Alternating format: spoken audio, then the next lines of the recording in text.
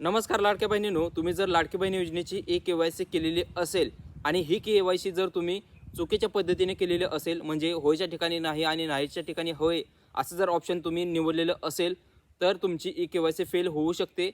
पण टेन्शन नका घेऊ, तुम्हाला पुन्हा KYC करता येणार आहे. लास्ट डेट काय असणार आहे, प्लस ज्या लाडक्या बहिणींनी KYC आणखी केलेलं नाही आहे त्या लाडक्या बहिणींना सुद्धा ऑप्शन अवेलेबल झालेले आहेत. काही लाडक्या बहिणी अशा आहेत ज्यांचे पती हयात नाही आहेत, वडील हयात नाही आहेत किंवा घटस्फोटित आहेत, काही विवाहित आहेत तर काही अविवाहित आहेत. तर अशा भरपूर लाडक्या बहिणींची KYC राहिलेली आहे. या सर्व लाडक्या बहिणींना KYC आहे ती पुन्हा KYC करता येणार आहे. लाडक्या बहिणींनो, पुन्हा एक गोष्ट महत्त्वाची आहे ती समजून घ्या. ती म्हणजे तुम्ही जर ऑलरेडी KYC केलेली असेल तर तुम्हाला पुन्हा KYC करता येते. पण तुमची KYC यशस्वीरित्या झालेली असेल तर पुन्हा KYC करायची नाही. जर तुमची KYC चुकीच्या पद्धतीने झालेली असेल तरच तुम्ही ही KYC आहे ती पुन्हा करायची आहे. जर तुम्ही ही पुन्हा KYC करत असाल तर किती वेळा करू शकणार आहात, तर फक्त आणि फक्त एकच वेळेस तुम्ही ही KYC आहे ती पुन्हा करू शकणार आहात. ह्याची अंतिम तारीख आहे ती म्हणजे 31 डिसेंबर 2025. या 31 डिसेंबर 2025च्या आतच तुम्हाला ही लाडकी बहीण योजनेची KYC आहे ती पुन्हा करायची आहे.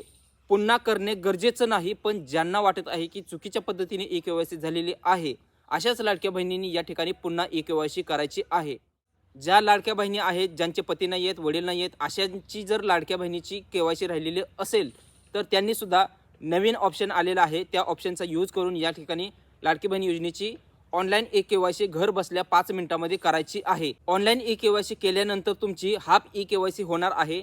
हाफ KYC केल्यानंतर तुम्हाला फुल KYC कशी करायची ही माहिती तुम्हाला व्हिडिओमध्ये समजणार आहे. त्याच्यामुळे व्हिडिओ व्यवस्थितपणे पाहून घ्या आणि व्हिडिओ आवडला तर व्हिडिओला हाईप करा. चॅनलवरती जर पहिल्यांदा नवीन असाल तर चॅनलला सबस्क्राईब करा. असेच महत्त्वपूर्ण व्हिडिओज आपल्या चॅनलवरती भेटत राहतात. मोबाईल आणि डेस्कटॉप दोन्ही साईटवरती तुम्ही ही वेबसाईट ॲक्सेस करू शकणार आहात. तर या ठिकाणी तुम्ही बघू शकता की याची लिंक तीच लिंक आहे, फक्त अपडेटेड लिंक असणार आहे. ती KYC वगैरे डायरेक्टली टॅबच ओपन होईल. त्यासाठी तुम्हाला कमेंट सेक्शन चेक करा, त्या लिंकवरतीच तुम्हाला क्लिक करायचं आहे. तुम्ही बघू शकता इथं काय नोटिफिकेशन दिलेलं आहे. ऑलरेडी मी इंट्रोमध्ये ही सगळं सांगितलेलं आहे. आपण डायरेक्टली KYC कशी करायची ते पाहूयात.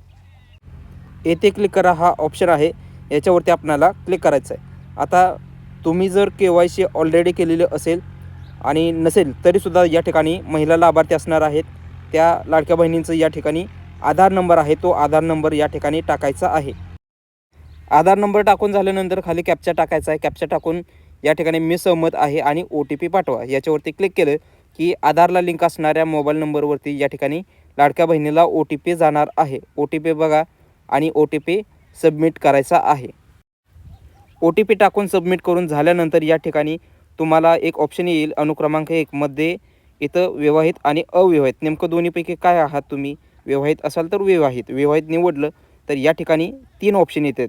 दुसरा अनुक्रमांकमध्ये 3 ऑप्शन, पती हयात आहे, पतीचे निधन झालेलं आहे, घटस्फोटित असाल.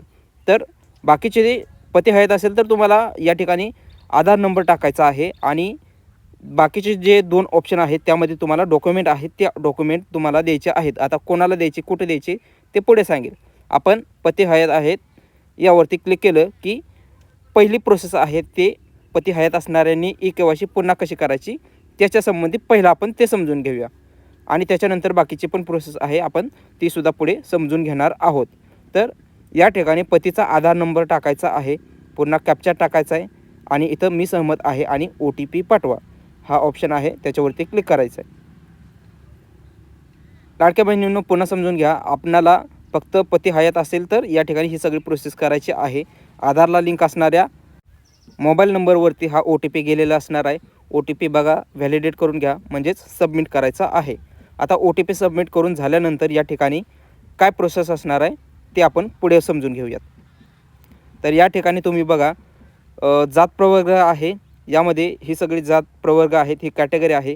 तुम्ही व्यवस्थित समजून घ्या आणि तुम्ही तुमच्या कॅटेगरीनुसार तुमची जे आहे ते निवडून घ्यायचे आहे.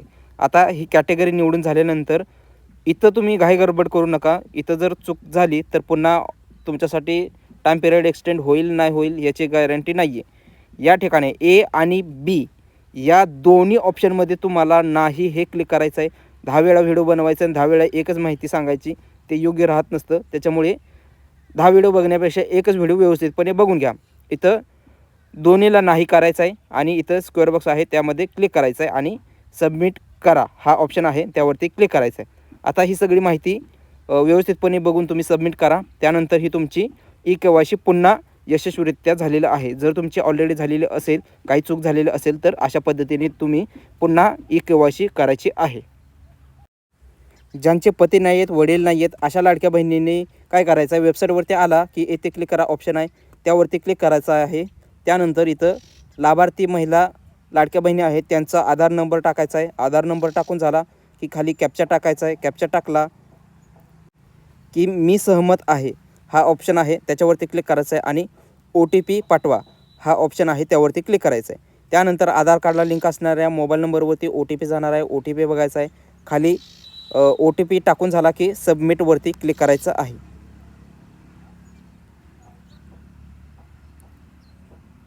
OTP सबमिट झाल्यानंतर तुम्हाला इथं पुन्हा लाडकी बहीण योजनेसाठी पहिला अनुक्रमांक 1 येणार आहे विवाहित, त्यामध्ये क्लिक केलं की हे दुसरे ऑप्शन येणार आहेत आणि या ऑप्शनचाच आपणाला इथं यूज करायचा आहे. आता ज्यांचे पतीचे निधन झालेलं आहे त्यांनी त्याच्यावरती क्लिक करायचं आहे. घटस्फोटित असाल तर त्याच्यावरती क्लिक करायचं आहे. सेम प्रोसेस असणार आहे, प्रोसेसमध्ये काही चेंजेस नाही आहेत. आता घटस्फोटित असेल तर त्यांनी काय करायचं आहे तर तुम्ही इथं पाहू शकता. तर या ठिकाणी जे पण 2 ऑप्शन आहेत त्यामध्ये सर्वांनाच या ठिकाणी नाहीवरती क्लिक करायचं आहे. नाहीवरती क्लिक करून झालं की पती हयात नाही आहेत आणि त्यांच्या मृत्यूचा दाखला आहे तो 31 डिसेंबरच्या आत अंगणवाडी सेविकेकडे द्यायचं आहे आणि ही माहिती खरी आहे A आणि B, त्यासाठी ते स्क्वेअर बॉक्स आहे त्यावरती चेकमार्क द्यायचं आहे. 31 डिसेंबरच्या आत ही डॉक्युमेंट आहे ते अंगणवाडी सेविकेकडे देणे तुमच्यासाठी मॅन्डेटरी आहे. ही डॉक्युमेंट तुम्ही दिले तरच फुल KYC होणार आहे.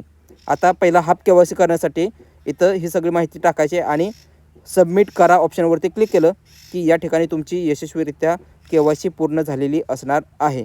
तर अशा पद्धतीने तुम्ही घटस्फोटित असाल किंवा तुमच्या पती हयात नाही आहेत, वडील हयात नाही आहेत, त्यांनी अशा पद्धतीने ई-के-वाय-सी आहे ती करून घ्यायची आहे. काही महिला लाभार्थी अशा पण आहेत ज्यांचे पती नाही आहेत म्हणजे अविवाहित आहेत, वडील जिवंत आहेत पण काही जणांचे वडील हयातच नाही आहेत. तर अशा लाडक्या बहिणींनी ई-के-वाय-सी कशी करायची याची प्रोसेस आपण आता समजून घेऊयात. तर वेबसाईटवरती यायचं आहे. वेबसाईटवरती आल्यानंतर येथे क्लिक करा हा ऑप्शन आहे त्यावरती क्लिक करायचं आहे. येथे क्लिक करावरती जर क्लिक केलं की या ठिकाणी महिला लाभार्थी आहे त्याचा आधार कार्ड नंबर या ठिकाणी टाकायचा आहे. आधार नंबर टाकून झाला की खाली कॅप्चा टाकायचा आहे. कॅप्चा रिफ्रेश करा हवं तर. त्यानंतर सहमत आहे आणि OTP पाठवा. आधारला लिंक असणाऱ्या मोबाईल नंबरवरती OTP जाणार आहे. तो OTP या ठिकाणी बघायचा आहे आणि इथं सबमिट करावरती क्लिक करायचं आहे म्हणजे OTP व्हॅलिडेट करून घ्यायचा आहे. त्यानंतर या ठिकाणी व्यवस्थितपणे माहिती समजून घ्या. तुम्ही जर अविवाहित असाल तर या ठिकाणी अविवाहित आहे तो ऑप्शन निवडायचा आहे. त्यानंतर क्रमांक 2मध्ये वडील हयात आहेत म्हणजे तुमचे जिवंत आहेत वडील तर तो ऑप्शन निवडायचा आहे. या ठिकाणी तुम्हाला पहिला ऑप्शन निवडला तर आधार नंबर द्यावा लागेल. जर दुसरा ऑप्शन निवडला तर या ठिकाणी तुम्हाला त्यांच्या म्हणजे तुमच्या वडिलाचं या ठिकाणी डेथ सर्टिफिकेट आहे ते तुम्हाला द्यावं लागणार आहे. आता या ठिकाणी ज्यांचे वडील हयात आहेत त्यांनी पहिला ऑप्शन निवडायचं आहे आणि ज्यांचे हयात नाही आहेत त्यांनी दुसरा ऑप्शन निवडायचा आहे. आता ज्यांचे हयात नाही आहेत त्यांनी दुसरा ऑप्शन निवडला की इथं व्यवस्थितपणे पुन्हा समजून घ्या. इथं प्रत्येक ठिकाणी A आणि B ऑप्शनमध्ये नाही नाही आणि नाही, फक्त नाहीवरतीच क्लिक करायचं आहे आणि हे दोन्ही व्यवस्थितपणे समजून घ्या. नाहीवरतीच क्लिक करायचं आहे. आता हे दोन्ही नाहीवरती क्लिक केलं की पहिला ऑप्शन आहे वडील हयात नसून मृत्यूच्या दाखल्याची संगणक प्रत आहे ती तुम्हाला 31 डिसेंबरच्या आत द्यायची आहे. कुठं अंगणवाडी सेविकेकडे द्यायचं आहे. आता A आणि B ऑप्शन आहे तो बरोबर आहे त्यामुळे इथं स्क्वेअर बॉक्स आहे दोन्हीवरती क्लिक करायचं आहे. त्यानंतर सबमिट करा हा ऑप्शन आहे यावरती क्लिक करायचं आहे. त्यावरती क्लिक केलं की तुमची यशस्वीरित्या KYC झालेली आहे. आता ही KYC कोणाची झालेली आहे? ज्यांचे वडील हयात नाही आहेत त्यांची झालेलं आहेत म्हणजे अविवाहित असेल त्यांचं. तर अशा पद्धतीने त्यांनी ई-के-वाय-सी आहे ती करायची आहे. तर लाडक्या बहिणींनो अशा पद्धतीने तुम्हाला ही ई-के-वाय-सी आहे ती करायची आहे. सगळ्यात महत्त्वाची गोष्ट काय तर ही तुमची झालेली आहे ती आत्तापर्यंत झालेली हाफ ई-के-वाय-सी आहे. त्याच्यानंतर फुल KYC कशी होणार आहे, तर या ठिकाणी तुमचे पती हयात नाही आहेत, वडील हयात नाही आहेत किंवा घटस्फोटित तुम्ही जर असाल तर या संबंधित जे पण डॉक्युमेंट आहेत ते डॉक्युमेंट तुम्हाला 31 डिसेंबर 2025च्या आत हे अंगणवाडी सेविकेकडे द्यायचं आहे आणि त्याच्यानंतर या ठिकाणी त्यांनी ते त्यांच्या पब्लिक डोमेन असतं, त्याचं प्रायव्हेट ॲक्सेस असतं, त्याच्यानुसार ते काय त्यांचं काम असेल ते करणार आहेत.